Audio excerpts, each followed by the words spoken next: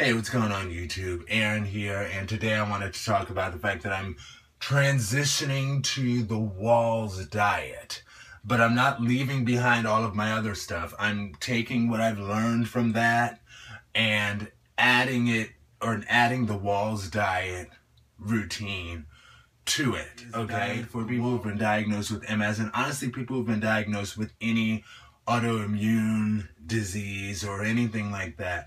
And it's a specific layout of vegetables that you have to have every day to nurse the brain and the body in your autoimmune system situation.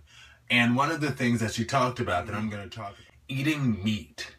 So, as you all may or may not know, I might have discussed it before, maybe not.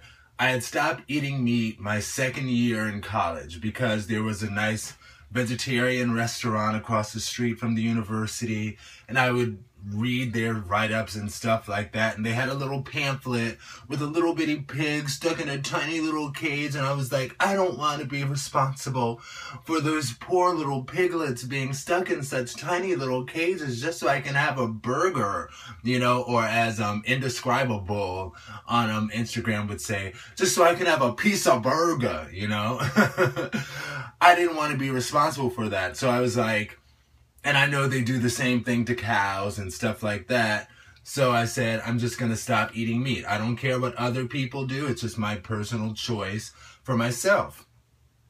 But Dr. Wahls explained in her book that she used to be a vegetarian too. And that's what makes it so interesting, because I know what Dr. Wahls was explaining is that, yes, you can get the proteins and vitamins and minerals that you need from a vegetarian diet. But it's like you really have to have a lot of the right vegetables in order to get what you get from meat.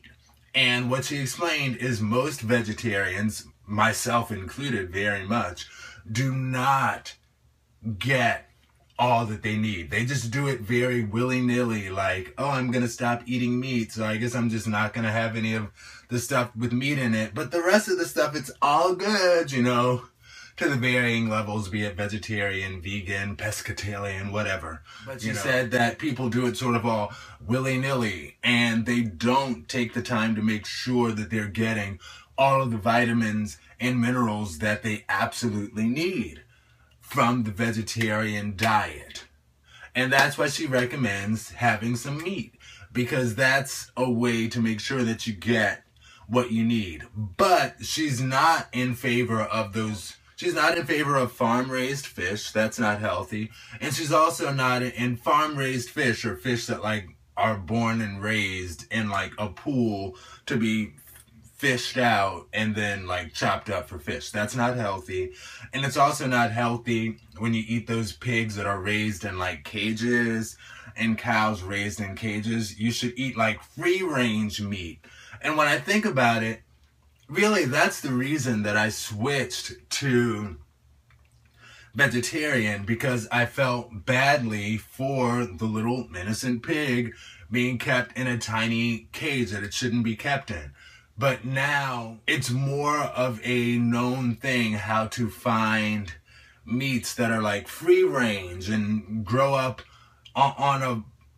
in the wild basically, or on a farm, but they have free range of the whole place to walk around. They're not like stuck in a tiny little place where they're fed grains, which are not things that they would normally eat. That's why that kind of meat is unhealthy, because those types of animals wouldn't normally eat that in the wild. But you get the cows that are allowed to graze in the field and eat grass, which is what cows eat, as opposed to being kept in a cage and fed stuff that they wouldn't normally eat and injected with and I saw a video on that. That is disgusting.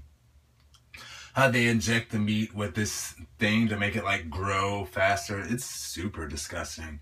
Anyway, but yeah, so eating meat is important. I am trying to slowly reincorporate it into my diet. I'm not gonna like go to Burger King and be like, hey, can I have a burger? Because that's not the good meat. That's the kind of meat that's grown up in a cage and fed stuff that the cows don't normally eat, which makes them unhealthy. So that's not a good thing. And I don't like the fact that the cows are forced to grow up in a cage. But I am slowly converting myself. I'm looking at the time. I'm about to wrap up. Y'all. But I am slowly going to start to try to fit some meat into my diet. I had my first little teeny tiny piece of meat the other day from Whole Foods. And I survived. Because I had some fish before on a work trip, but it was fish from like a regular chain restaurant. It was greasy and everything, and I literally threw up all night. But I'm like, let's take it a step at a time, and that's what I'm trying to do.